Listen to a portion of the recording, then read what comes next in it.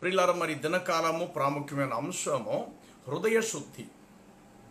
బైబిల్లో మనం చూస్తాం, హృదయ శుద్ధి గల వారు ధన్యులు, వారు దేవుణ్ణి చూసేదారని చెప్పి యేసు ప్రభు వారు తెస్సు వార్త 5వ అధ్యాయము 8వ వచనములో ప్రభువు చెప్పారు. హృదయ శుద్ధి గల వారు ధన్యులు, వారు దేవుణ్ణి చూచేదారు అని చెప్పి. రెండవది, తన యందు యథార్థ హృదయంలో గలవారిని బలపరచుటకి యెహోవా కనుదృష్టి లోకమంతటా సంచారం చేయుచున్నదని చెప్పేసి దినవృత్తాంతాల గ్రంథములో మనం చూస్తాం. అలాగనే హృదయం అన్నిటికంటే మోసకరమైనది, అది ఘోరమైన వ్యాధి గలది, దానిని గ్రహించగలవాడు ఎవడని చెప్పేసి ఇర్మియా గ్రంథం 17వ అధ్యాయంలో మనం చూస్తాం. అలాగే సామెతల గ్రంథములో దేవుని వాక్యంలో వ్రాయబడినది, నా కుమారుడా నీ హృదయమో నాకిమ్మో అని చెప్పేసేసి వ్రాయబడినది. దావీదు అంటాడు, దేవా విరిగి నలిగిన హృదయమే నీకిష్టమైన బలి లేక నైవేద్యం. ఈ విధంగా చెప్పుకుంటూ వెళితే మానవ దేహములో ఒక భాగం ఏమిటంటే హృదయం. హృదయం అనేటువంటి దానికోసం చాలా సందర్భాలలో మనం మాట్లాడుతూ వస్తున్నాం. అయితే దినకాలము బైబిలు మరియు ఖురాన్ ఈ రెండు గ్రంథాలలోనూ మరి యేసుక్రీస్తు ప్రభు యొక్క హృదయ శుద్ధి, అలాగే ప్రపంచ ముస్లింలకు దైవ ప్రవక్త గారైనటువంటి ముహమ్మద్ గారి యొక్క హృదయ శుద్ధి, ఈ రెండిటి విషయమై ఈ దినకాలం మనం మాట్లాడుకుందాం. అలాగే కొన్ని సందర్భాల్లో ముస్లిం సహోదరులు క్రైస్తవుల మధ్యకు వచ్చి ఈ విధంగా చెప్తుంటారు, ఏమనంటే మీ బైబిల్ మాట మేము నమ్మాలా లేక మీరు చెప్పే మాట మేము నమ్మాలా అని. ఎవరైనా ఒకే మాట అంటారు, మా మాటే మీరు నమ్మక్కర్లేదు, బైబిల్లో ఉన్న మాటే నమ్మాలని ఎవరైనా తిరిగి సమాధానం చెప్తారు. అలా అన్నప్పుడు కొందరు ముస్లింలు సహోదరులు అంటారు, మీ యేసుక్రీస్తు మాత్రమే పరిశుద్ధుడా, ప్రవక్తలందరూ కూడా పరిశుద్ధులా? మీ యేసుక్రీస్తు ఒక్కరు మాత్రమే పరిశుద్ధుడా లేక ప్రవక్తలందరూ కూడా పరిశుద్ధులేనా అని అన్నప్పుడు వెంటనే క్రైస్తవులు చెప్పే మాట ఏమిటంటే యేసుక్రీస్తు ఒక్కరే పరిశుద్ధుడు అనే మాట అందరూ అనేస్తారు. ఆ మాట అనేటువంటి సందర్భంలో వెంటనే ముస్లిం సహోదరులు, మీరు మీ సొంత మాట చెప్తూ ఉన్నారు, ఇది మీ సొంత కల్పితమైన మాట, మీ బైబిల్ సంబంధించిన మాట మీరు మాట్లాడతా లేదు, మీరు బైబిల్ చదువుతూ కూడా బైబిల్కు వ్యతిరేకమైన మాట మాట్లాడుతున్నారు క్రైస్తవులైనటువంటి మీరు. ఎందుకంటే మీ యేసుక్రీస్తు ఒక్కడే పరిశుద్ధుడని మీరు అంటున్నారు, చూశారు, అది బైబిల్కి చాలా వ్యతిరేకమైనటువంటి మాట. ఎందుకంటే ప్రవక్తలందరూ కూడా పరిశుద్ధులే, కేవలం యేసుక్రీస్తు ఒక్కరు మాత్రమే కాదు పరిశుద్ధుడు, ప్రవక్తలందరూ కూడా పరిశుద్ధులే అని కొన్ని సందర్భాల్లో ముస్లింలు క్రైస్తవుల యొద్దకు వచ్చి వాదన వేస్తూ ఉంటుంటారు, అనగా ఆ విధంగా వారు మాట్లాడుతుంటుంటారు. అలాంటి సందర్భాల్లో క్రైస్తవులైన పాస్టర్సు బైబిల్లో నుండి యేసుక్రీస్తుకు సంబంధించిన పరిశుద్ధతను గురించి చాలా విషయాలు చెప్తారు. ఇందుకు మనకు శిశువు పుట్టును, మనకు కుమారుడు అనుగ్రహించబడును, ఆయన పరిశుద్ధుడైన దేవుని కుమారుడు అనబడును. ఇలాగా ఎక్కడైతే పరిశుద్ధుడు తర్వాత నాలో పాపముందని మీలో ఎవరు స్థాపింపగలరు, రుజువుపరుస్తారు.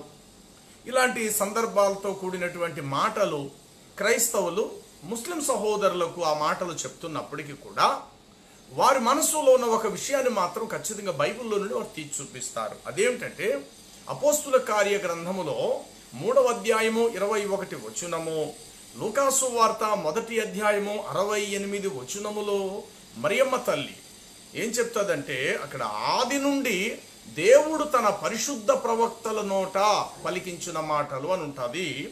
ఆది నుండి దేవుడు తన పరిశుద్ధ ప్రవక్తల నోట అన్న మాట లూకాసు వార్త 1వ అధ్యాయము 68 వచనములో మనం చూస్తాం.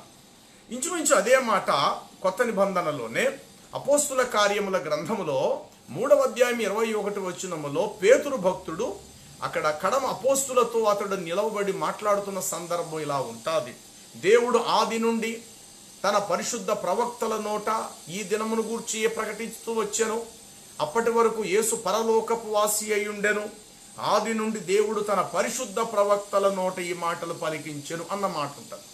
ఈ రెండు వచనాల్లో కూడా ఏమనుంటుందంటే ప్రవక్తలందరూ పరిశుద్ధులే, ప్రవక్తలందరూ పరిశుద్ధులే, పరిశుద్ధులే, పరిశుద్ధులే అన్న మాట ఉంటుంది.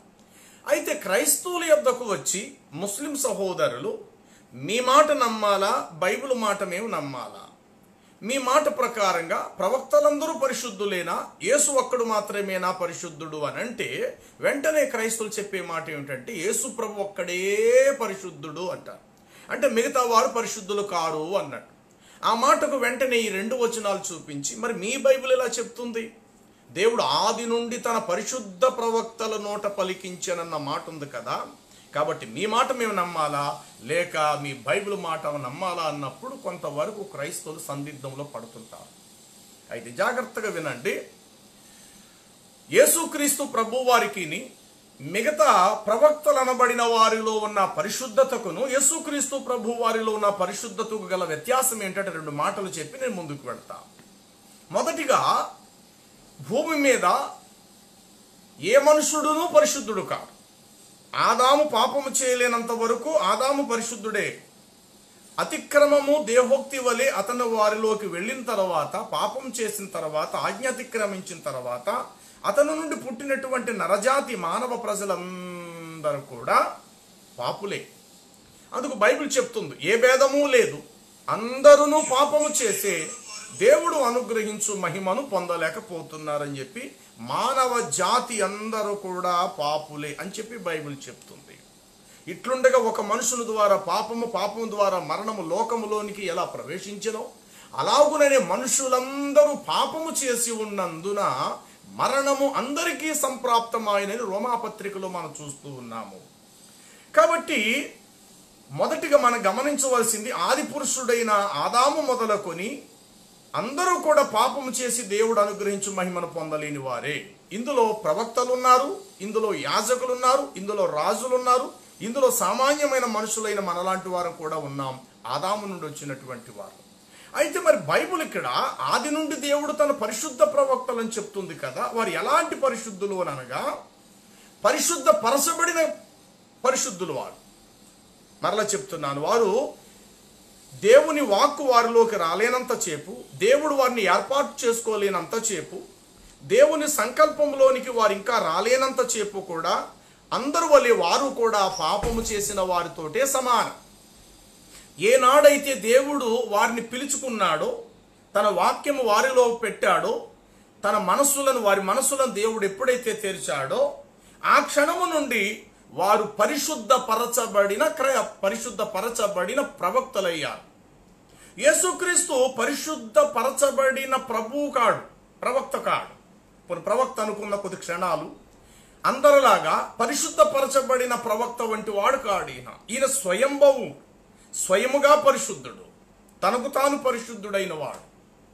ఇప్పుడు ఉదాహరణకు పాలన్నీ తెల్లగానే ఉంటాయి. అది తల్లి పాలైనా, ఆవు పాలైనా, ఆఖరి గేదె పాలైనా, పాలు అనేవి తెల్లగానే ఉంటాయనేది అందరికీ తెలిసిన విషయమే. సరే, మనకు కమ్మగా, రుచిగా, ఆరోగ్యకరమైనటువంటి పాలు కావాలి. మనకి మార్కెట్లోకి వెళ్ళాం, లేక మన ఇంటి ముందే నిలబడ్డాం, ఒక పాలవాడు ఒక పాల బిందు పట్టుకొని పాలమ్ముతామండో అని చెప్పి మన ఇంటికి వచ్చాడు. మనం అతన్ని అడిగాం, బాబు లీటర్ పాలు ఎంతకేస్తావయ్యా అని చెప్పేసి. వెంటనే అతడు అన్నాడు, 50 రూపాయలు లీటర్ పాలు వేస్తానండి అన్నాడు. మనం అన్నాం, బాబు లీటర్ 50 రూపాయలా, ఒక 5 రూపాయలు తగ్గించుకో, 45 రూపాయలకి వేయచ్చు కదా అని అడిగాం. అతడు అంటాడు, 5 రూపాయలు కాదు కదా, ₹1.5 కూడా నేను తగ్గించను, మీకు ఇష్టమైతే వేయించుకోవచ్చు, లేకపోతే లేదు, కావాలితే వేయించుకోండి, 50 రూపాయలకి పైసా కూడా నేను తగ్గించను అన్నాడు. లీటర్ 50 రూపాయలకి వేస్తానన్న వ్యక్తి. అతనితో మాట్లాడుతుంటుండగా ఈలో ఇంకో వ్యక్తి పాలనుకుంటూ వచ్చాడు. అతను అన్నాడు, ఎందుకు సార్ అతను అంత బతిమాలుతారు, మీరు 45కి అడిగారు కదా వ్యక్తిని, నేను మీకు 40కే వేస్తాను, నా దగ్గర వేయించుకోండి, నేను 40 రూపాయలకి వేస్తాను అన్నాడు. అతనితో మనం 40 రూపాయల పాలు వేయించుకుందామన్న ఈలోగా ఇంకో వ్యక్తి వచ్చి అన్నాడు, అతడు పాలు వ్యాపారస్తుడే. అతడు అంటాడు, ఏంటి సార్ 40 రూపాయలకి వేయించుకుంటున్నారు, నేను మీకు 30 రూపాయలకి వేస్తాను, పాలు వేయించుకుంటానంటే నా దగ్గర ఎప్పుడు కంటిన్యూ వేయించుకొని 30 రూపాయలకి వేస్తాను అన్నాడు. అతనితో మాట్లాడుతుండగా ఇంకొకటి వచ్చేసి లీటర్ 20 రూపాయలకి వేస్తానన్నాడు. ఇంకో వ్యక్తి వచ్చి లీటర్ 10 రూపాయలకి వేసేస్తానన్నాడు. చివరికి ఇంకో వ్యక్తి వచ్చి లీటర్ 5 రూపాయలు కూడా నేను పాలు వేస్తానండి అన్నాడు. ఇప్పుడు ఆలోచించండి, పాలు అమ్మే వాళ్ళందరూ కూడా పాలండోయ్ పాలు అనే అమ్ముతున్నారు. అలాగే మనం కూడా కొనుక్కుంటున్నాం.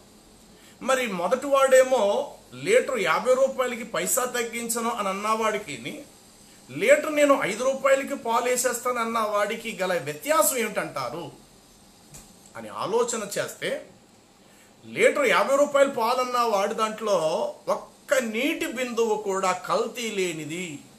కాబట్టి వాడు నిక్కంగా చెప్పేశాడు ఏమనంటే, ₹1 కూడా నేను తగ్గించను, పైసా కూడా తగ్గించను, ఇష్టమైతే వేయించుకోండి లేకపోతే లేదని కరెక్ట్గా చెప్పేశాడు వాడు. కారణం ఏంటంటే వాడు వేసే పాలు అంత ఖచ్చితమైనవి, అప్పుడప్పుడే పొదుగు దగ్గర నుండి అలా తీసుకొచ్చాడు. అందులో కనీసం ఒక్క నీటి బిందువు కూడా కల్తీ లేని పాలు.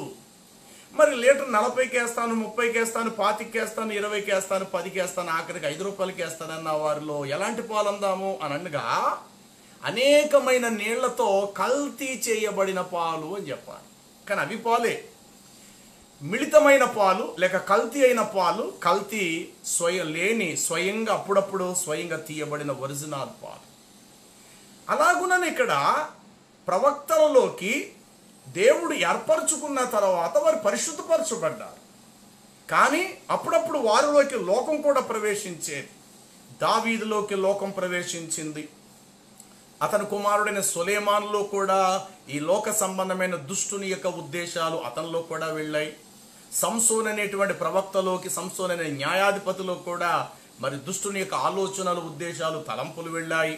ఇలా చెప్పుకుంటూ వెళితే ఆది మానవుడైన ఆదాము మొదలుకొని ఎందరినైతే మనం ప్రవక్తలు అని అంటూ వస్తుంటున్నామో అందరి ప్రవక్తలలోకి ఏం ప్రవేశించిందంటే లోకమని కల్తీ కలిగినటువంటి నీళ్లు మొత్తం మీద ప్రవేశపెట్టబడ్డాయి.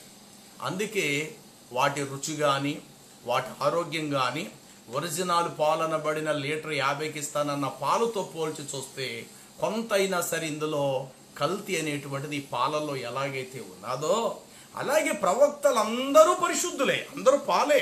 కానీ అందులో మొత్తం మీద కల్తీ అనేటువంటి నీళ్లు ప్రవేశించినట్లుగా లోకం వారిలో ప్రవేశపెట్టబడినది. కానీ అనంత విశ్వములో ఒక్క యేసుక్రీస్తు ప్రభు వారిలో మాత్రమే ఏ కల్తీ, ఏ నీటి బిందువు కల్తీ లేకుండా, ఏ విధమైన అతిక్రమం ప్రవేశించకుండా ఆయన పుట్టింది మొదలుకొని మరణించే వరకు, మరణము నుండి తిరిగి లేచే వరకు కూడా అతి పరిశుద్ధుడుగా మాత్రమే ఈ అనంత ప్రపంచంలో ఆయన మాత్రమే ఉన్నాడు.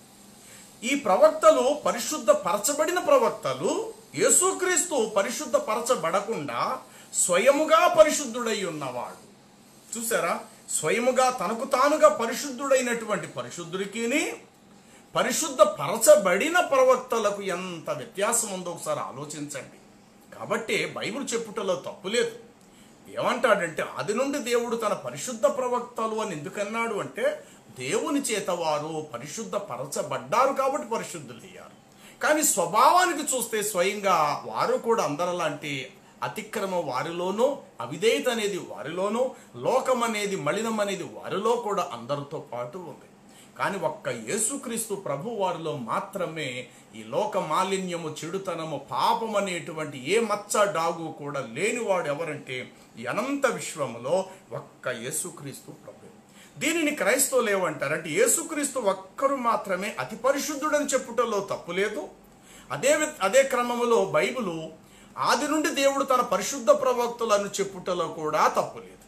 అయితే ప్రియులారా, ముస్లిం సహోదరులు వచ్చి క్రైస్తవుల దగ్గరకు వచ్చి మీ మాట నమ్మాలా, మీ బైబిల్ మాట నమ్మాలా, మీ మాట ప్రకారం ప్రవక్తలందరూ పరిశుద్ధులేనా, యేసొక్కడే పరిశుద్ధుడు అంటే క్రైస్తవులు చెప్పే మాట యేసొక్కడే పరిశుద్ధుడు అంటారు. మరి మీ బైబిల్ అయితే మాత్రం మరి ప్రవక్తలందరూ పరిశుద్ధులని చెప్తుంది. మీ మాట నమ్మాలా, మీ బైబిల్ మాట నమ్మాలా, మీ బైబిల్కే మీరు ద్రోహం చేస్తున్నారని వారు తెలిసిన రీతిలో వారు చెప్పుకుంటూ వెళ్తారు.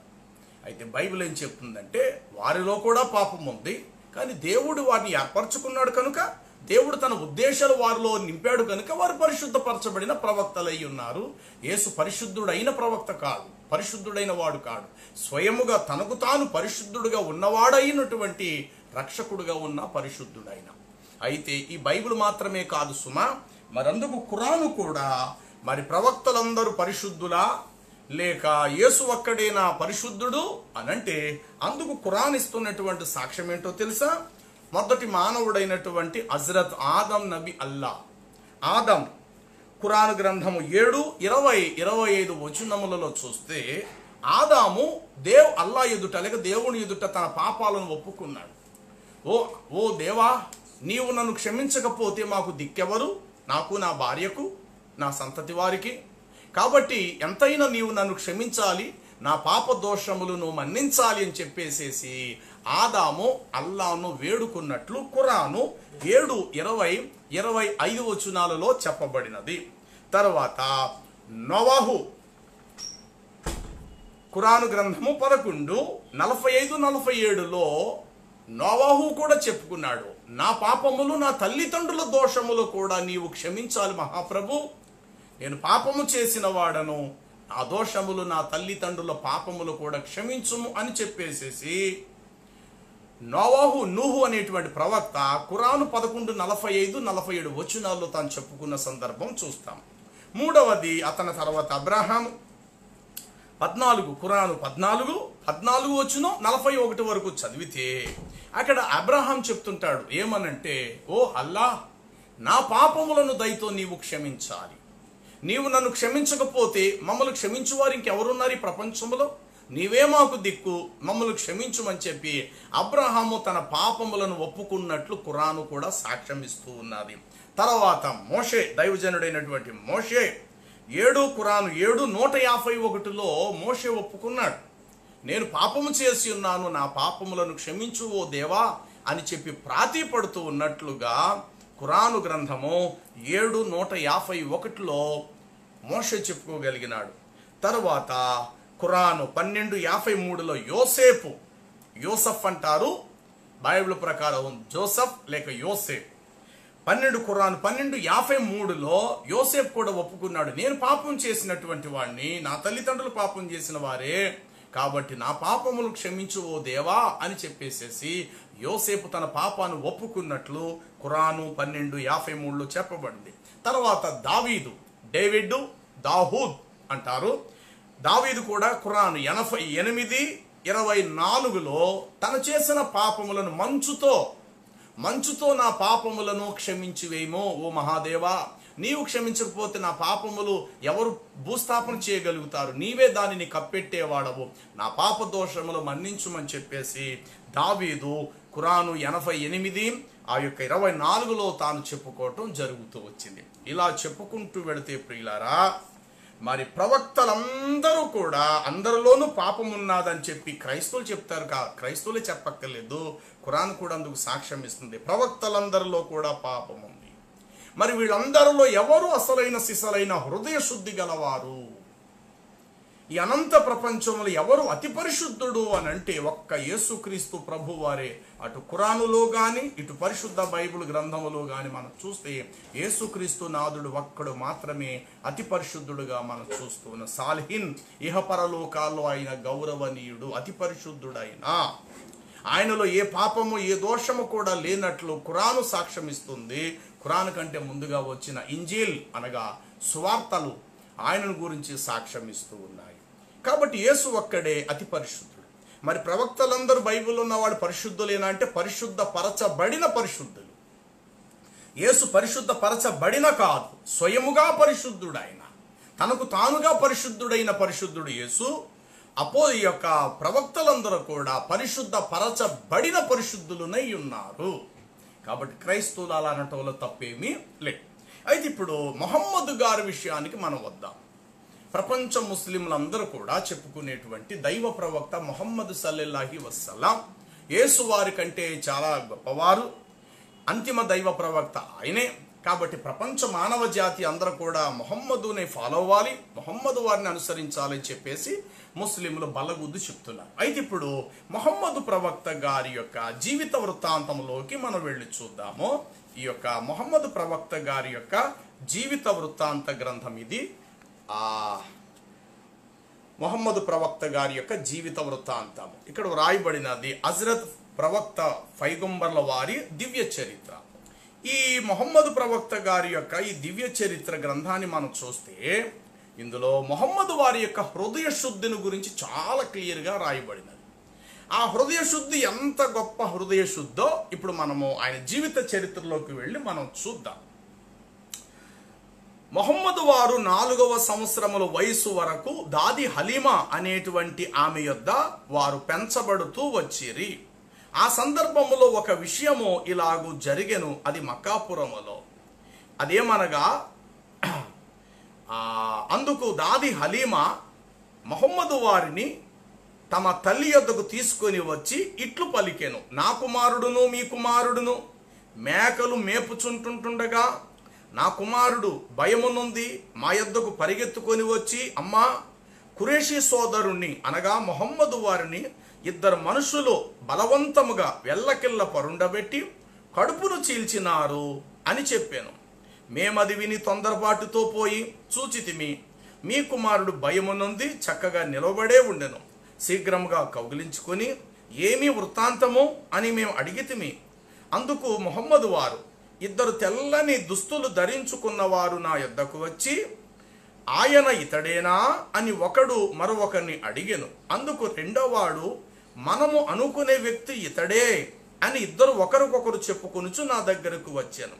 అంతటి వారిద్దరు నా దగ్గరికి వచ్చి నన్ను పరుండబెట్టి నా కడుపుని చీల్చి ఏదో ఒక వస్తువును బయటకు తీసి మరలా యథాప్రకారంగా సరిచేసి పోయిరి అని మీ కుమారుడు పలికెను. ఆ ఇద్దరు ఎవరో కాదు, దేవదూతలే. దేవుని ఆజ్ఞను వారు అట్లా మొహమ్మదు వారి యొక్క హృదయమును పవిత్రము గావించిరి. అందుకే వారు పాపరహితులు అయిరి. ఆనాటి నుండి మొహమ్మదు వారు తిరిగి తమ తల్లి యొద్దని 6వ సంవత్సరం వయసు వరకు ఉండిరి. గమనించారు కదా, ఇక్కడ చెప్పబడినటువంటి మాట ప్రకారంగా చూస్తే మొహమ్మదు వారు 4వ సంవత్సరాల వయసులో ఉన్నప్పుడట. ఎందుకంటే మొహమ్మద్ గారు పుట్టక పూర్వమే తండ్రి అబ్దుల్లా వారి తండ్రి గారు వారు గర్భంలో ఉంటుండగానే తండ్రి చనిపోయారు. తండ్రి చనిపోయిన తర్వాత మొహమ్మద్ వారు పుట్టారు. పుట్టిన 4 సంవత్సరాలు వయసు వచ్చే వరకు దాది హలీమా అనేటువంటి ఆ యొక్క ముసల తల్లి దగ్గర పెంచబడుతూ వచ్చారు. ఆమెకు కొన్ని మేకల మంద ఉన్నాయి. ఆ మేకల మందను తను కాసేవారు 4 సంవత్సరాల వయసులో. ఆయనతో పాటు ఆమె కుమారుడు కూడా మేకలు కాసేవారట. వీరిద్దరు కూడా పొలములో మేకలు కాయిచుంటుండగా ఇద్దరు మనుషులట ఆ మేకలు కాస్తున్న 4వ సంవత్సరం వయసు కలిగిన మొహమ్మదు వారి యొద్దకు వచ్చి ఒకరితో ఒకరు ఇలా అనుకున్నారట, ఇతడు అతడేనా అని. ఒకరు రెండో వ్యక్తి అన్నాడట, అవును, మనం ఎదురు చూస్తున్న వ్యక్తి ఇతడే అని ఒకరితో ఒకరు మాట్లాడుకుంటూ మొహమ్మదు వారి దగ్గరికి వచ్చాడట. ఈ దృశ్యాన్ని మేకలు కాస్తున్న మరొక పిల్లవాడు కూడా పక్క నుండి చూస్తూ ఉన్నాడు. అప్పుడు వచ్చిన వారు ఆ మొహమ్మదు వారిని పట్టుకొని పడుకోబెట్టి ఆయన కడుపును పైనుండి కింద వరకు చీల్చేశారట. ఈ దృశ్యాన్ని మేకలు కాస్తున్న మరొక పిల్లవాడు కూడా అక్కడ కళ్ళారా చూశాడు. చూసి భయం కలిగి అతడు గబగబా వాళ్ళ తల్లి దగ్గరికి పరిగెత్తుకుంటూ వెళ్ళి, అమ్మ, పలానా ఖురేషీ కుమారుడని ఇలా ఇద్దరు మనుషులు ఎల్లకెల్ల పరుండబెట్టి కడుపును చీల్చేశారమ్మా అన్నాడు.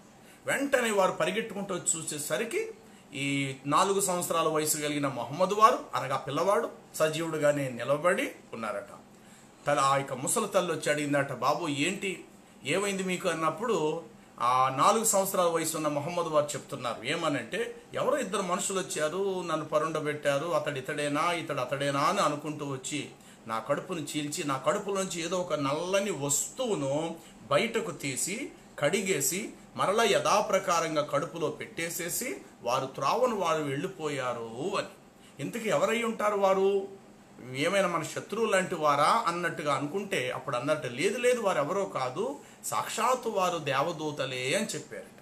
అక్కడ చెప్పబడిన మాట ఏంటంటే, ఆనాటి నుండి మొహమ్మదు వారు పాపరహితులైరి, వారు అతి పరిశుద్ధులుగా ఉండిరి అని చెప్పేసి ఆ యొక్క జగత్ ప్రవక్త జీవిత చరిత్ర గ్రంథములో మొహమ్మదును వారిని గురించినటువంటి వృత్తాంతం చెప్పబడినది. నిజంగానే 4వ సంవత్సరాన మొహమ్మదు వారి దగ్గరికి వచ్చిన ఇద్దరు మనుషులు నిజంగా దేవదూతలేనా? నిజంగా వారి కడుపును చీల్చి కడుపులోంచి నల్లని వస్తువు తీసి శుభ్రంగా కడిగేసి వెళ్ళిపోయి మరల యథాప్రకారం కడుపులో పెట్టేసి వెళ్ళిపోయారనేది నిజమేనా? ఏమంటే చరిత్రలో ఎక్కడైనా ఎప్పుడైనా ఏ ప్రవక్తకైనా దేవదూతలు అనేటువంటి వారు భూలోకానికి వచ్చి కడుపును చీల్చి వారి కడుపును శుద్ధి చేసి హృదయాన్ని శుద్ధి చేసి వెళ్ళిన సందర్భాలంటూ చరిత్రలు ఎక్కడైనా ఉన్నాయంటే లేదు.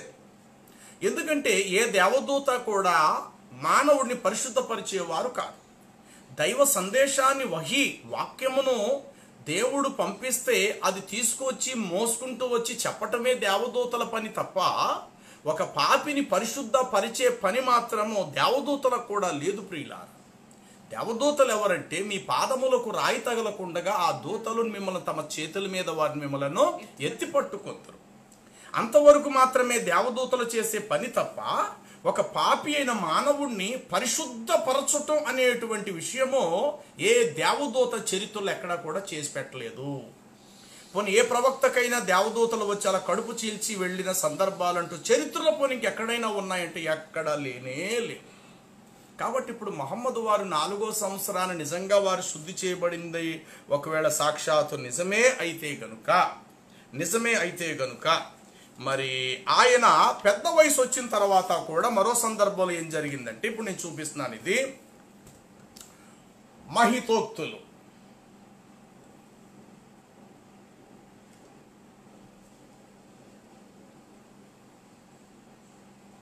ముహమ్మద్ ప్రవక్త గారి యొక్క మహితోక్తులు వాల్యూమ్ 1.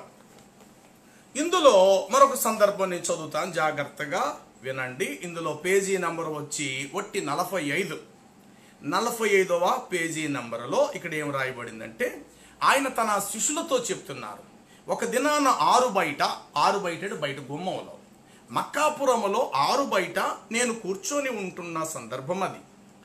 అలా కూర్చున్న సందర్భంలో పక్కనున్న తన శిష్యులతో ఆయన చెప్తున్న మాట ఏమిటంటే ఒకానొక సందర్భం ఒకానొక రోజు నా ఇంటి పైకప్పు మొహమ్మద్ వారు చెప్తున్నారు, నా ఇంటి పైకప్పు ఓడదీసుకొని దానిని పెద్ద బెజ్జముగా రంధ్రముగా చేసుకొని ఆ పైనుండి గాబ్రియేలు దూత ఆ ఇంటిలోకి మహమ్మద్ వారి దగ్గరికి దిగొచ్చారట.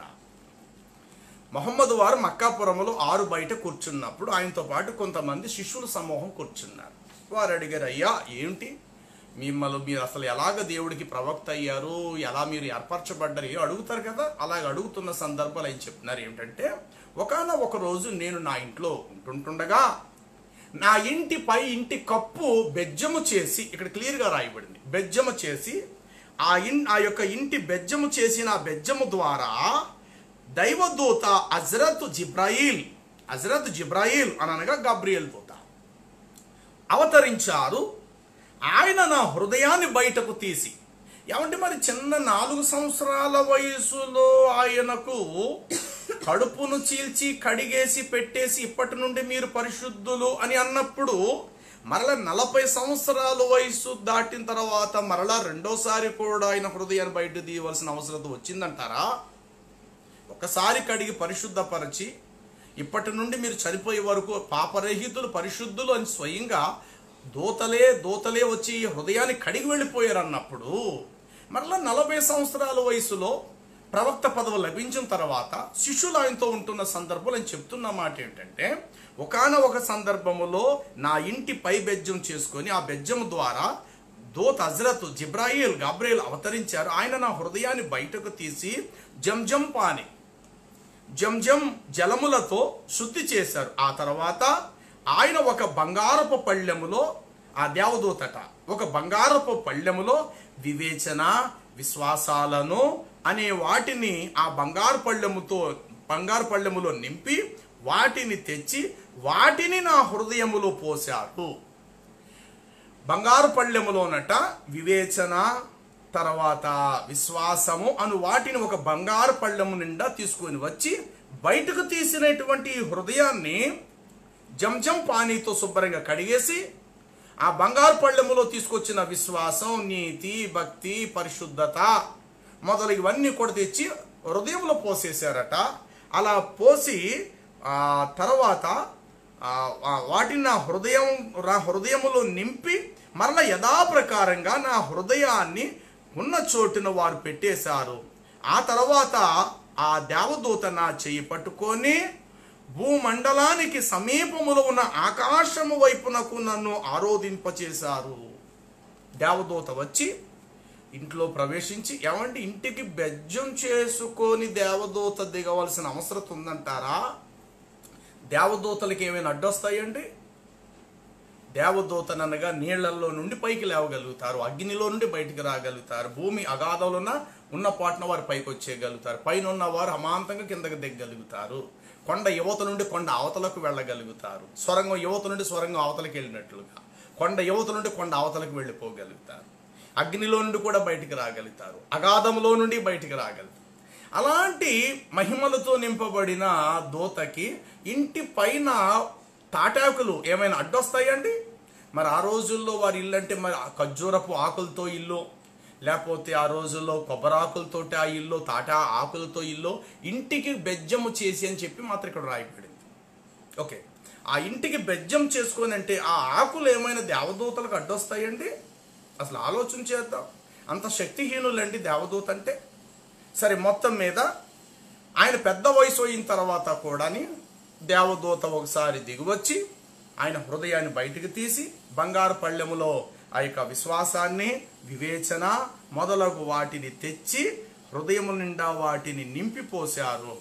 ఆపై నా హృదయాన్ని యథావిధంగా హృదయ కుహారములో వాటిని పెట్టేశారు. అంటే హృదయం ఎక్కడి నుంచి బయట తీశారో ఆ ప్లేసులో మరలా పెట్టి యథాప్రకారం చేసి నా చేయి పట్టుకొని ఆకాశ గగనం వైపునకు నన్ను తీసుకొని వెళ్ళిపోయాడు దూత అని ఈ విషయం తన చుట్టూ కూర్చున్న శిష్య బృందంతో మహమ్మదు వారు చెప్తున్నారు. ఇక్కడ మనం ఆలోచించవలసిన విషయం ఏమిటంటే 4వ సంవత్సరం వయసులోనే దేవదూతలు వచ్చి వారి హృదయాన్ని బయట తీసి కడిగి శుద్ధి చేశారు అన్నప్పుడు మరలా 40 సంవత్సరాల వయసులో మరలా అలా చేయవలసిన అవసరం వస్తుందంటారా? ఇది ప్రశ్న. తర్వాత మరొక శిష్యుడు మహమ్మదు వారిని అడిగారు. అది కూడా ఆరు బయటే, మక్కాపురంలో కావలిలో వారు ఆరు బయట కూర్చొని ఉంటుండగా కాబా గృహము సమీపములో కూర్చున్నప్పుడు ఇలా జరిగిందంట. కూర్చున్నప్పుడు దైవ ప్రవక్త ఈ సందర్భంలో చెప్తున్న మాట ఏంటంటే ఇద్దరు వ్యక్తులు ఇక్కడ మొదట చూస్తే ఒక వ్యక్తి, ఒక జిబ్రాయిల్ దూత వచ్చాడు అన్నాడు. ఇప్పుడేం చెప్తున్నారు ఆయన అంటే ఇద్దరు వ్యక్తులు వచ్చిన విషయాన్ని ప్రస్తావిస్తూ వారు నా దగ్గరకు ఒక బంగారపు పళ్ళెము తీసుకొని వచ్చారు ఇద్దరు. అందులో విశ్వాసము, వివేచనలతో ఆ బంగారపు గిన్నె నిండి ఉంది. నా వక్షస్థలాన్ని అనగా పొట్ట క్రింద భాగం వరకు చీల్చివేశారట. ఆ ఇద్దరు వచ్చి ఏం చేశారంటే నా వక్షస్థలాన్ని పొట్ట క్రింద భాగం వరకు చీల్చేశారు. తర్వాత నా ఉదరాన్ని, నా కడుపుని జంజం జలముతో శుద్ధి చేసి విశ్వాసం, వివేచనలతో దాన్ని నింపారు. తర్వాత గాడిద కంటే కొంచెం పొట్టి, కంచర గాడిద కంటే మరి కొంచెం ఎత్తుగా ఉన్న ఒక తెల్లని జంతువుని తెచ్చారు. దాన్ని బురాక్ అని అంటారు. దాని మీద ఎక్కి నేను జిబ్రాయిల్ అలైహిస్సలాముతో కలిసి బయలుదేరి వెళ్ళాను. ముస్లిం ఇళ్లలో అక్కడక్కడ మీరు చూస్తారు, ఒక గుర్రం, తెల్లటి గుర్రం, ఎదురుగా మనిషి ఆకారం కలిగిన ఒక జడతో ఉండేటువంటి ఒక బొమ్మ మనకు కనబడతారు. అలాంటి రెక్కలు కలిగిన ఒక గుర్రం రావటమట. ఈ శుద్ధి చేసిన తర్వాత వారిని ఎక్కించుకొని ఆకాశ గగనం మీదకి మొహమ్మదు వారిని ఆ దూత తీసుకువెళ్ళిపోయారు అని చెప్పి రాయబడి. మొదటిసారి ఏం చెప్పాడు మొహమ్మదు వారు తన అనుచరులతో అంటే నా ఇంటిపై కప్పు బెజ్జం చేసుకొని అందులోంచి ఒక గాబ్రియల్ దూత దిగొచ్చాడు అన్నారు ఒక శిష్యుడితో. ఇంకో సందర్భంలో ఏం చెప్తున్నారంటే అదే మొహమ్మదు వారు ఇద్దరు మనుషులు నా దగ్గరకు వచ్చారు. వచ్చి నా కడుపును ఉదరము పైనుండి కింద వరకు వక్షస్థలము వరకు చీల్చివేసి కింద భాగం వరకు కడుపంతా బయటికి తీసేసి లోపలంతా కూడా జంజం పానీతో యథాప్రకారంగా శుద్ధి చేసి ఒక బంగారు పళ్ళెములో కొన్ని విలువైనవి అందులో ఉన్నాయి. విశ్వాసము, పవిత్రత, ఆ తర్వాత మొదలగు ఈ గుణగణాలన్నీ కూడా తెచ్చి నా హృదయములో పెట్టి యథాప్రకారంగా చేసి ఆ తెల్లని జంతువుపై రెక్కలు కలిగిన గుర్రంపై నన్ను ఎక్కించుకొని గగన ప్రయాణానికి నన్ను తీసుకొని వెళ్ళిపోయారు అని మొహమ్మదు వారు మరొక సందర్భంలో చెప్పారు. ఏమండి ఇలాగా ఎన్నిసార్లండి? ఇప్పుడు లోక సంబంధంగా మనం చూస్తాం, హార్ట్ కంప్లైంట్ వచ్చిందండి, గుండెపోటండి, ఒకసారి బైపాస్ సర్జరీ అయిందండి, గుండె బయట తీసి గుండె బాగు చేశారండి. మరలా రెండోసారి ఏదో జబ్బు వచ్చిందటండి, మళ్ళా గుండె బయట తీసి మళ్ళా ఆపరేషన్ చేశారు. ఇలాగా గుండె ఆపరేషన్ జబ్బు వచ్చిన వ్యక్తి చేశారనేటువంటిది అప్పుడప్పుడు వైద్య శాస్త్రం ప్రకారంగా మనం వింటుంటాం. కొన్ని సందర్భాల్లో స్టంట్స్ పడ్డాయండి, ఒక స్టంట్ పడింది, 2 స్టంట్లు పడ్డాయి అన్న మాట కూడా మనం వింటాం. గుండె బయట తీసి బైపాస్ ఆపరేషన్ జరిగిందన్న సందర్భాలు కూడా మనం చూస్తాం. కానీ ఇక్కడ విచిత్రంగా ఏంటంటే ఎన్నిసార్లు హృదయము అనే దాన్ని బయట తీస్తారు. ఏమంటే అసలు హృదయం అనేది కంటికి కనబడే వస్తువా? ఇది మనం ఆలోచన చేయాలి. హృదయం అనేది కంటికి కనబడే వస్తువు కాదు. శరీరానికి కొన్ని అవయవాలు మనకు ఉన్నాయి. చూడటానికి కన్ను, వినటానికి చెవి, గాలి పీల్చుకోవడానికి శ్వాస నాసికము, మాట్లాడటానికి నోరు, పనిచేయటానికి చేతులు, నడుచుటకు కాళ్ళు లేక పాదాలు, ఇవన్నీ మనకున్నాయి. ఇవన్నీ శరీర సంరక్షణ కొరకు, శరీర పోషణార్థం కొరకు, శరీరం కాపుదల కొరకు కన్ను, చెవి, కాలు మొదలగు చేతులు ఇవన్నీ దేహానికి ఉపయోగపడేవి.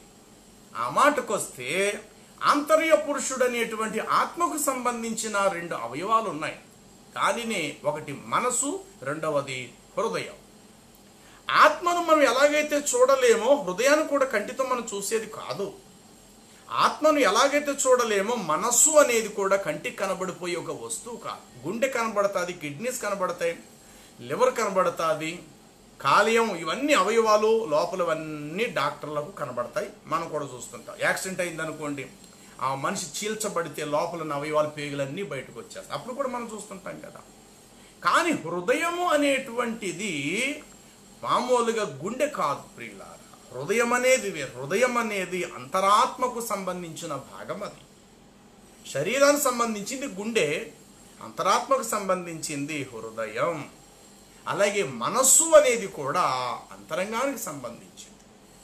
అయితే ఈ ప్రపంచంలో మనిషికున్న ఆత్మ జంతువులకు కానీ, పశువులకు కానీ, పక్షులకు కానీ, మృగాలకు కానీ మరి దేనికి లేదు.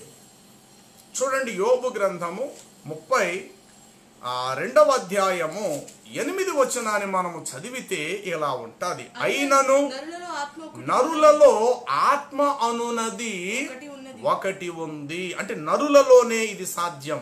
ఆత్మ అనేది, ఈ ఆత్మ పరమాత్మను చేరుకోవాలి. ఈ ఆత్మకు సంబంధించిన భాగమే హృదయం. జాగ్రత్తగా వినండి. దేవుని ఆత్మకు, మనిషాత్మ అనబడిన మనలో ఉన్న ఆత్మకు మధ్యవర్తిగా హృదయం పనిచేస్తుంది. పోతే మన శరీరానికి, మన ఆత్మకు మధ్యవర్తిగా మనసు పనిచేస్తారు. మరలా చెప్తాను, జాగ్రత్తగా వినండి. దేవుని పరమాత్మకు, మన ఆత్మకు మధ్యవర్తిగా హృదయం పనిచేస్తుంది. ద సేమ్ టైం మన శరీరానికి, మన ఆత్మకు మధ్యవర్తిగా మనసు పనిచేస్తుంది. అందుకే బైబిల్ చెప్తుంది, శరీరానుసారమైన మనసు మరణం, ఆత్మానుసారమైన మనసు జీవమును సమాధానమునై ఉంది అని చెప్పి వ్రాయబడింది. కాబట్టి ఇప్పుడు హృదయము అనేది ఆత్మకు సంబంధించిందే తప్ప శరీరానికి సంబంధించింది కాదు. దీనికి కడుపు చీల్చేసి రక్తం కారిపోయి మళ్ళా కుట్లేసేసేసి అంత అవస్థ అయితే ఇక్కడ లేదు. పోనీ ఏ ప్రవక్తకైనా అలా కడుపు చీల్చిన సందర్భాలు చరిత్రలో ఉన్నాయా అంటే లేనేలేవు కదా. కానీ విచిత్రంగా మొహమ్మద్ వారికి 4 సంవత్సరాల వయస్సులో చిన్నపిల్లవాడిగా ఉన్నప్పుడే ఆయన హృదయాన్ని శుద్ధి చేసి ఇప్పటి నుండి మీరు పరిశుద్ధులని చెప్పి దేవదూతలు వెళ్ళిపోయారు. మరి అది నిజంగా శుద్ధిపరిచింది వాస్తవం అయితే మరి చచ్చిపోయే వరకు వారు పరిశుద్ధులుగానే ఉండాలి కదా. మరల 40 సంవత్సరాల వయసులో దూత స్వయంగా ఆ ఇంటికి బెజ్జం చేసుకొని దూత స్వయంగా ఇంట్లోకి దిగొచ్చి, ఏమంటే దూతకైనా శరీరం ఉంటుందా? ఏమంటే ఆ దూతలు కనబడాలంటే మహిమతోనూ కనబడతారు, శరీరంతో కూడా కనబడతారు. అబ్రాహాం ఇంటికి దేవుని దూత వెళ్ళి భోజనం కూడా తిన్నారు, కాదంటా లేదు. అదే దూతలు వచ్చిన వారు తక్షణమే ఆరోహణమైపోగలుగుతారు, అదృశ్యమైపోతారు, కనబడతారు కూడా. కాబట్టి ఇక్కడ విచిత్రంగా ఏంటంటే ఇంటికి బెజ్జం చేసి, ఇంటి కప్పు తీసి ఇంటికి బెజ్జం చేసి దూత దిగొచ్చి నా హృదయాన్ని కడిగేసి మరలా యథాప్రకారంగా పెట్టి వెళ్ళిపోయారు అన్నది ఒక సందర్భం. ఇంకో శిష్యుడితో ఏం చెప్పారంటే, ఈసారి 2 వచ్చారు నా దగ్గరకు, వచ్చి నేను ఇంట్లో ఉంటుండగా 2 వచ్చారు, వచ్చి నా కడుపుని చీల్చేసేసి ఆ కడుపుని లోపల ఉన్నవన్నీ కూడా తీసేసేసి ఒక బంగారపు గిన్నెలో వివేచన, విశ్వాసము మొదలు ఇవన్నీ తెచ్చి నా హృదయం నిండా వాటిని నింపి మరలా నా హృదయం ఎక్కడ ఉన్న ప్లేస్లో అక్కడ పెట్టేసి వారు యథాప్రకారంగా వెళ్ళిపోయారు అని చెప్పేసి ఇక్కడ 2 సందర్భాల్లో మొహమ్మద్ వారు చెప్తున్నారు. 4 సంవత్సరాల వయసులో శుద్ధి చేయబడ్డారట, 40 సంవత్సరాల వయసులో శుద్ధి చేయబడ్డారు. 40 సంవత్సరాలు దాటిన తర్వాత కూడా మరొకసారి 2 దూతలు కూడా వచ్చి శుద్ధి చేశారు. మొదటిసారి 2 దూతలు 4 సంవత్సరాల వయసులో ఉన్నప్పుడు చేసి వెళ్ళిపోయారు. తర్వాత 40 సంవత్సరాల వయసులో ఒక దూత వచ్చి శుద్ధి చేశాడు, గాబ్రియల్ దూత. మరలా కొంతకాలం అయిన తర్వాత మరొక 2 దూతలు వచ్చి శుద్ధి చేశారని చెప్పేసి చెప్పడం జరిగింది. అయితే ఇప్పుడు మొహమ్మదు వారు విషయానికి వస్తే, మరి వారు నిజంగా సాక్షాత్తు పరిశుద్ధులేనా, దానిని బట్టి వారు ఏమైనా పరిశుద్ధపరచబడ్డారంటే, ఇప్పుడు నేను మరొక మొహమ్మదు వారి యొక్క జీవిత వృత్తాంతం, మహితోక్తులు, ఇది వాల్యూమ్ 2. ఇక్కడ మొహమ్మదు వారు స్వయంగా వారు ఏం చెప్పుకుంటున్నారనేది ఇప్పుడు నేను చదివి వినిపిస్తాను, జాగ్రత్తగా వినండి. ఓ దేవా, నేను నా ఆత్మకు చాలా అన్యాయం చేసుకున్నా. మొహమ్మదు వారు స్వయంగా చెప్తున్న మాట ఇది. ఓ దేవా, నేను నా ఆత్మకు చాలా అన్యాయం చేసుకున్నాను. పాపాలను క్షమించువాడవు నీవే, నీవు తప్ప మరి ఎవరునూ లేరు. అందువల్ల నీవు నా పాపములను క్షమించు, నన్ను కరుణించు. నీవు ఎంతో క్షమించువాడవు, మరి ఎంతో కరుణించువాడవు. కాబట్టి నా పాపములను క్షమించు, నా ఆత్మకు నేను చాలా అన్యాయము చేసుకున్నాను అన్నారు మొహమ్మదు వారు. రెండవది, దేవా, నరక పరీక్ష నుండి, నరక యాతన నుండి, సమాధి పరీక్ష నుండి, సమాధి శిక్ష నుండి నీ శరణను నేను వేడుకొనుచున్నాను. ఓ దేవా, నేను దుష్టుని పరీక్ష నుండి, వాడి కీడు నుండి కూడా నేను నిన్ను శరణు జోచుచు ఉన్నాను. దేవా, నా హృదయాన్ని మంచు గడ్డలతో కడిగివేయి. మొహమ్మద్ వారు చెప్పుకుంటున్న మాట ఇది. కాబట్టి మీరు చూస్తారంటే మీకు చూపిస్తారు ఈ మాట, మీరు చూడడానికి ప్రయత్నం చేయండి.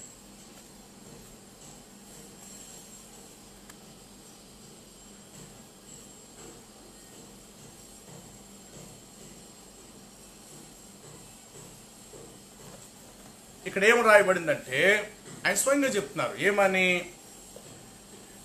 దేవా, నేను నరక పరీక్ష నుండి, నరక యాతన నుండి, సమాధి పరీక్ష నుండి, సమాధి శిక్ష నుండి నేను నీ శరణు వేడుకొనుచున్నాను. దేవా, దుష్టుడి యొక్క కీడు నుండి నన్ను తప్పించుము అని నేను శరణు వేడుకొనుచున్నాను. దేవా, నా హృదయాన్ని మంచు గడ్డలతో కడిగివేయి. తెల్ల వస్త్రము మురికి మలినాలను తొలగించి శుద్ధి చేసినట్లు నా హృదయములో నుండి పాపాలను పొరపాట్లను తొలగించి దాన్ని శుద్ధి చేయి. నీవు తూర్పు పడమరల మధ్య ఎంత దూరం అయితే ఉంచావో, నాకు నా పాపాలకు మధ్య అంత దూరం ఉంచు. ఓ దేవా, నేను సోమరితనము బారి నుండి నన్ను నేను చేసిన పాపపు అప్పులు యొక్క సమస్యల నుండి, సమస్యలు ఉన్నాయట వారికి, ఆ పాపాలను అలాగే అప్పులు సమస్యల నుండి విడుదల పొందేటట్లుగా నేను నిన్ను శరణ జోచుకొనుచున్నాను. గమనిస్తున్నారు ఇక్కడ మొహమ్మద్ వారు చేస్తున్నటువంటి ప్రార్థన ఎలా ఉందంటే, తూర్పు పడమరలనేవి ఎంత దూరం ఉన్నాయో నాకును నా పాపములకు అంత దూరం చేయవు మహాప్రభు అని చెప్పి వేడుకుంటున్నారు. ఏమంటే ముస్లిం సహోదరులు వచ్చి ప్రపంచ మానవ జాతి మొహమ్మదు వారి యొక్క అడుగుజాడల్లో నడాలి, మొహమ్మదు వారే ప్రపంచానికి లోకరక్షకుడు, యేసు కాలంలో యేసు బోధించి వెళ్ళిపోయాడు, యేసు తర్వాత వచ్చిన మొహమ్మదు వారి సర్వలోకానికి రక్షకుడు అని అంటున్నారు కదా. మరి ఇప్పుడు మొహమ్మదు వారి యొక్క జీవితాన్ని మనం గమనిస్తే 3 సార్లు దేవదూతలు వచ్చి ఆయన శుద్ధిపరిచినట్లుగా ఉంది. అయినా సరిపోలేదో ఏంటో కానీ వ్యక్తిగతంగా కూడా ఆయన తన పాపాలు, తన పొరపాట్లు, తన అతిక్రమాలన్నీ కూడా ఆయన ఒప్పుకుంటున్నటువంటి సందర్భాలను ఇక్కడ మనం చూస్తుంటున్నాము. తర్వాత, దేవా, నేను స్వామరితనము, పిరికితనము, తర్వాత ఆసక్తికత, సహనాల తత్వముల బారి నుండి కూడా నేను నీ శరణు కోరుచున్నాను. ప్రయోజనము లేని వృద్ధాప్య బారి నుండి, సమాధి యాతన నుండి, జీవిత పరీక్షల నుండి, మృత్యు పరీక్ష నుండి కూడా నేను నిన్ను శరణము వేడుకొనుచు ఉన్నాను. తర్వాత, ప్రభు, నా అజ్ఞానం మూర్ఖత్వల వల్ల, నా సమస్త వ్యవహారాల్లో దొరికిన పొరపాట్ల వల్లనో అన్నిటినీ క్షమించు. వాటిని గురించి నాకంటే నీకే బాగా తెలుసు. దేవా, నేను ఉద్దేశపూర్వకంగా చేసిన తప్పుల్ని, నా అజ్ఞానం మూర్ఖత్వల కారణంగా జరిగిన తప్పుల్ని కూడా మన్నించు. ఇవన్నీ నాలోనే ఉన్నాయి. దేవా, నా వల్ల జరిగిన ఇక మీదట జరగబోయే పాపాలను కూడా, నా ఆంతర్య బాహ్య పాపాలను కూడా క్షమించు. నీవే ముందుకు జరిపేవాడవని, నీవే వెనకకు త్రిప్పగలవాడవని, నీవే ప్రతి పని చేయగలవాడవని నిన్ను నేను శరణు వేడుకుంటున్నాను. నా పాపములను క్షమించుమో. ఏవండి, ఈ విధముగా మొహమ్మదు వారు తన జీవిత కాలములో వారు చేసిన పాపదోషముల విషయమై జరిగిపోయినవి, జరగవలసిన పాపాలు పొరపాట్లు కూడా మొహమ్మదు వారు ఒప్పుకుంటున్నట్లు ఉందండి. మరి మొహమ్మదు వారికి 4 సంవత్సరాల వయసులో హృదయ శుద్ధి అయ్యింది అని చెప్పేసేసి ఈ యొక్క పుస్తకములో వ్రాయబడినది. జగత్ ప్రవక్త మొహమ్మదు వారి యొక్క జీవిత చరిత్ర యొక్క ఈ యొక్క పుస్తకములో బాల్యములోనే వారు పవిత్రులైపోయారు. ఆయనంతటి పవిత్రులు ఈ ప్రపంచంలో మరి ఎవరునూ లేరు. సాక్షాత్తు దూతలే వచ్చి హృదయాన్ని కడిగేసి వెళ్ళిపోయారు అని అన్నప్పుడు మరి అది నిజమే అయితే ఆయన మరణించే వరకు కూడా ఆ విధంగా పరిశుద్ధులుగానే ఉండాలి కదా. మరి ఎలాగ మరి మధ్యలో ఆయన తన పాపాలను, దోషాలను, పాపాలకు క్షమాపణ వేడుకున్నారు. ఇప్పుడు మొహమ్మదు వారి యొక్క పాపాలు ఎన్నో ఖురాను గ్రంథంలో నుండి మనం చూద్దాం. ఖురాను 4:106లో ఏమంటాడంటే, ఓ దేవా, నా పాపములు నీవు క్షమించకపోతే నాకు దిక్కెవరు?